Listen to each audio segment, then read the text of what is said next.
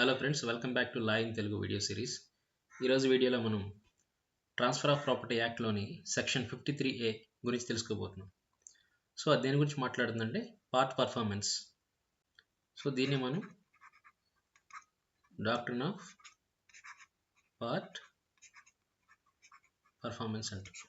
Okay, so ఏం చెప్తున్నా ముందుగా ప్రాబ్లం చూడండి. Where any person contracts to transfer for consideration any immovable property. Okay, any person contracts ఎందుకు contract చేసుకుంటున్నాడు to transfer for consideration any immovable property by writing signed by him or on his behalf. Right, by writing అనమాట. So ఈ రైటింగ్ నుంచి మనం from which అంటే ఆ రైటింగ్ నుంచి the terms necessary to constitute transfer. So ట్రాన్స్ఫర్కి అవసరమైనటువంటి పదాలు ఏవైతే ఉన్నాయో అవి మనం కెన్ బి అసర్టైన్డ్, మనం అర్థం చేసుకోవచ్చు అనమాట ఖచ్చితత్వంతో, విత్ సర్టనిటీ. ఓకే, అలా ఉండి ఆ ట్రాన్స్ఫర్ ఎవరికైతే ట్రాన్స్ఫర్ చేస్తుండో ఆ వ్యక్తి has taken possession of the property or any part thereof. So ఎవరికైతే ట్రాన్స్ఫర్ చేయాలనుకుంటున్నాడు ఆ వ్యక్తి, ఇప్పుడు ఏ అనే వ్యక్తి ట్రాన్స్ఫర్ చేయాలనుకుంటున్నాడు బీకి, ఈ బి అనే వ్యక్తిని మనం ట్రాన్స్ఫరీ అంటాం. ఎవరైతే ట్రాన్స్ఫర్ చేస్తున్నాడో అతన్ని ట్రాన్స్ఫరర్ అంటాం. ఓకే, ఎర్రర్ రీ ట్రాన్స్ఫరీ.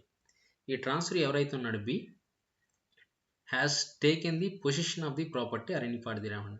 సో ఇతను ఏ ప్రాపర్టీ ట్రాన్స్ఫర్ చేయాలంటే దానికి సంబంధించిన స్వాధీనాన్ని అతను, సో మొత్తం ప్రాపర్టీ అతని స్వాధీనంలో తీసుకోవచ్చు, లేదా అందులో కొంత భాగాన్ని తన స్వాధీనంలో తీసుకోవచ్చు అనమాట. రైట్, ఆర్ లేదా the transferee being already in position, అతను ఆల్రెడీ పొజిషన్లో ఉన్నాడు అనుకుందాం. బి అనే వ్యక్తి ఆ ప్రాపర్టీకి సంబంధించి ఆల్రెడీ దాని పొజిషన్లో ఉన్నాడు. And continuous in position in part performance of the contract and has done some act in furtherance of contract. Okay, so ఆ కాంట్రాక్ట్లో భాగంగా అతను అందులో కొనసాగుతున్నాడు. అలాగే ఆ కాంట్రాక్ట్ని ముందుకు తీసుకెళ్ళే నిమిత్తం ఏదైనా పని కూడా చేసి ఉండొచ్చు అనమాట. Some act done, some act continuous in the position in part performance of the contract and has done some act in furtherance of contract, and the transferee has performed or is willing to perform his part of the contract. అలాగే కొంత చేశాడు, తర్వాత remaining part ఏదైతే ఉందో ఆ remaining part కూడా చేయడానికి ఇతని విల్లింగ్నెస్తో ఉన్నాడు అనమాట. So he is willing to perform. Right, then అప్పుడు notwithstanding that whether there is an instrument of transfer. So instrument of transfer ఉందా అన్నది లేదో పట్టించుకోవద్దు అంటున్నాడు అనమాట. ఇన్స్ట్రుమెంట్ ఆఫ్ ట్రాన్స్ఫర్ అంటే అతనికి అమ్మాలనుకోండి, సేల్ డీడ్ ఉండాలి. సో ఇక్కడ సేల్ డీడ్ లేదనుకుందాం. సో అది ఉందా లేదా, where there is an instrument of transfer that the transfer has not been completed in the manner prescribed therefor by the law for the timing force. Suppose registration act ఉంది. ఈ act ప్రకారం ఏంటంటే ఒక document రాసి దాన్ని registration చేయాలి అని అందాం. So as per the act, ఈ యాక్ట్ ప్రకారం prescribed in the manner prescribed అంటే ఏంటి, ఎట్లా డాక్యుమెంట్ రాసి దాన్ని రిజిస్ట్రేషన్ చేసి దాని సాక్షులు ఎట్లా చెప్పింది కదా. సో ఈ వేలో ఒక డాక్యుమెంట్ ఉందా లేదా అన్న దాంతో సంబంధం లేదు, నాట్ విత్ స్టాండ్ దాన్ని పట్టించుకోకుండా the transferor or any person claiming under him shall be debarred. So అలాంటి డాక్యుమెంట్ లేకపోయినా కూడా వీళ్ళు ఎవరైతే ఉన్నారో ఆ ట్రాన్స్ఫర్ ఎవరైతే చేస్తున్నారో ఆ వ్యక్తిని కానీ లేదా అతని కింద ఎవరైతే క్లెయిమ్ చేస్తున్నారంటే అతని ఏజెంట్స్ని కానీ అతని లీగల్ హీల్స్ కానీ వాళ్ళని డీబార్ చేస్తుంది. ఎందుకు, దేని నుంచి డీబార్ చేస్తుందంటే from enforcing any right against the transferee. Okay, ఇక్కడ ఎనీ రైట్ ఇచ్చారు చూడండి, ఇక్కడ from enforcing against the transferee any right in respect of the property.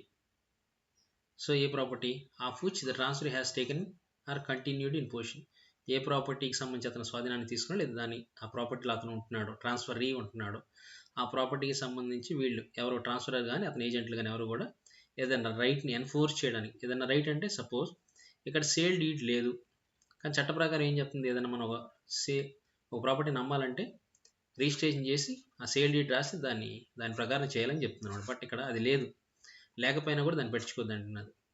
So ఇది లేనంత మాత్రాన్ని ఏంటంటే వీళ్ళకి రైట్ ఉన్నట్లు కాదు, అతన్ని ఎవిక్ట్ చేయలేమని చెప్తుంది అనమాట. దాని అర్థం ఇక్కడ right other than a right expressly provided by the terms of the contract. ఇప్పుడు ఆ కాంట్రాక్ట్ చేసుకున్నారు కదా, ఆ కాంట్రాక్ట్లో ఇంకేదన్నా ఎన్ఫోర్స్ చేయొచ్చు అని చెప్పి రాసుకుంటే అటువంటి రైట్ నేను ఎన్ఫోర్స్ చేయొచ్చు తప్ప సాధారణంగా వాళ్ళకి చట్ట ప్రకారం ఉండే రైట్ ఏదో దాన్ని ఇతనికి అగెనెస్ట్గా ఎన్ఫోర్స్ చేయలేరు అనమాట. ట్రాన్స్ఫరీకి అగెనెస్ట్ కింద ఎవరు చేయలేరు, ట్రాన్స్ఫర్ చేయలేరు అని చెప్తుంది అనమాట. సో ఇది ఏం చెప్తుందంటే ఎవరైతే ఉన్నారో కొన్నిసార్లు ఏం చేస్తాం, సపోజ్ అగ్రిమెంట్ చేసుకున్నారు, అగ్రిమెంట్ టు సేల్. సో నేను అమ్ముతానని చెప్పేసి అందుకు సంబంధించి సరే అమ్ముతా అన్నాడు కదా అని చెప్పేసి ఇతను ఏం చేశాడు, సగం అమౌంట్ కట్టేశాడు అనమాట. పార్ట్ పర్ఫార్మెన్స్ అని పేమెంట్ చేశాడు కొంత, 1 crore అనుకోండి, 50 lakhs ఇతను కట్టేశాడు. సో ఇక్కడ అగ్రిమెంట్ ఉంది, బట్ అగ్రిమెంట్ అనేది సరిపోదన్నమాట. మనకి ఏం కావాలి, సేల్ డీడ్ అనమాట. ఎప్పుడైనా ఇమ్మూవబుల్ ప్రాపర్టీని మనం ట్రాన్స్ఫర్ చేస్తున్నామంటే ఖచ్చితంగా అది రిజిస్ట్రేషన్ చేయాలన్నమాట, 100 రూపాయల కంటే ఎక్కువ విలువ ఉంటే. బట్ ఇక్కడ సేల్ డీడ్ లేదు, ఓన్లీ ఉంది ఒక అగ్రిమెంట్, ఒక కాంట్రాక్ట్ ఉంది. ఎందుకు, నేను అమ్ముతాను అన్నాడు, ఇతను కొంత పేమెంట్ చేశాడు అనమాట. ఇట్లా చేసి పేమెంట్ చేయటమే కాదు, ఆ ప్రాపర్టీ తన స్వాధీనంలోకి తెచ్చుకున్నాడు అనమాట. రైట్, అందులో కంటిన్యూ అవుతున్నాడు. లేదంటే అతను నమ్మేసి దీని మీద కొన్ని డెవలప్మెంట్ చేశాడు అనమాట ప్రాపర్టీ అగ్రిమెంట్ ప్రకారం.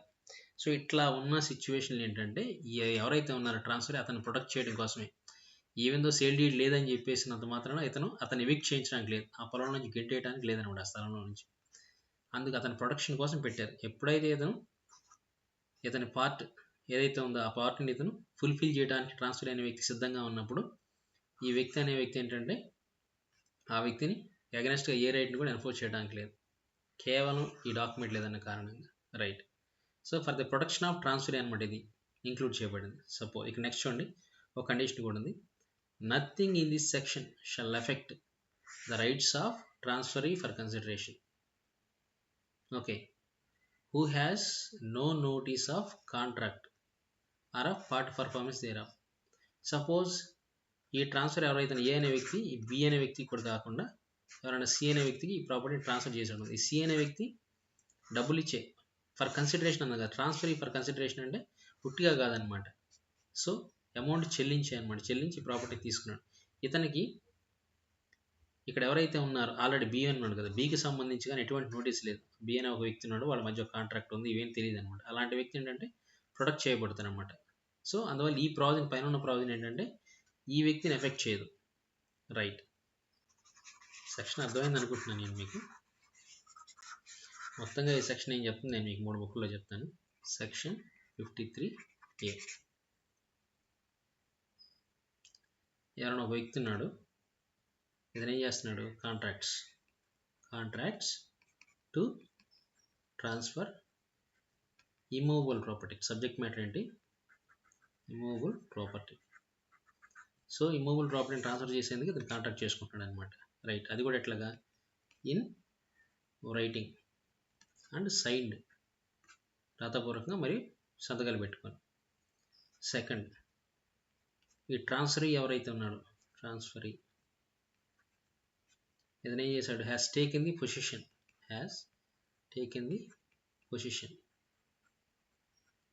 రైట్, లేదా ఆల్రెడీ పొజిషన్లో ఉంటే కంటిన్యూస్ పొజిషన్. రైట్, ఇతను స్వాధీనంలో తీసుకున్నాడు అనమాట. రైట్, అండ్ ఈ ట్రాన్స్ఫరీ ఎవరైతే ఉన్నారో ఈ వ్యక్తి హ్యాస్ పర్ఫార్మ్డ్ సమ్ యాక్ట్ అనమాట. ఎందుకు, ఇన్ ఫర్దరెన్స్ ఆఫ్ కాంట్రాక్ట్, ఏ కాంట్రాక్ట్ అయితే చేసుకుంటున్నా దాని కొనసాగింపుగా ఏదైనా ఒక చర్య చేస్తున్నాడు అనమాట. He has done some act. Okay, or is willing to perform their part. So అతని బాధ్యత ఏదైతే ఉందో కాంట్రాక్ట్ ప్రకారం దాన్ని నిర్వర్తించడానికి కూడా ఇతను సిద్ధంగా ఉన్నాడు అనమాట. ఎవరు, ట్రాన్స్ఫరీ అంటే బి అనుకున్నాం. ఇక్కడ ఎవరైతే కాంట్రాక్ట్ చేస్తుందో ఇతను ఏ కదా, ఇతను ట్రాన్స్ఫరర్. ఓకే, సో ఇతను సిద్ధంగా ఉన్నాడు అనమాట. అప్పుడేంటి, దెన్ ఈ ట్రాన్స్ఫరర్ ఎవరైతే ఉన్నారో, ట్రాన్స్ఫరర్ ఎవరు, ఇక్కడ మనకి ఏ అనే వ్యక్తి ఉన్నాడు కదా, he cannot enforce any right against B. అంటే ట్రాన్స్ఫరీ.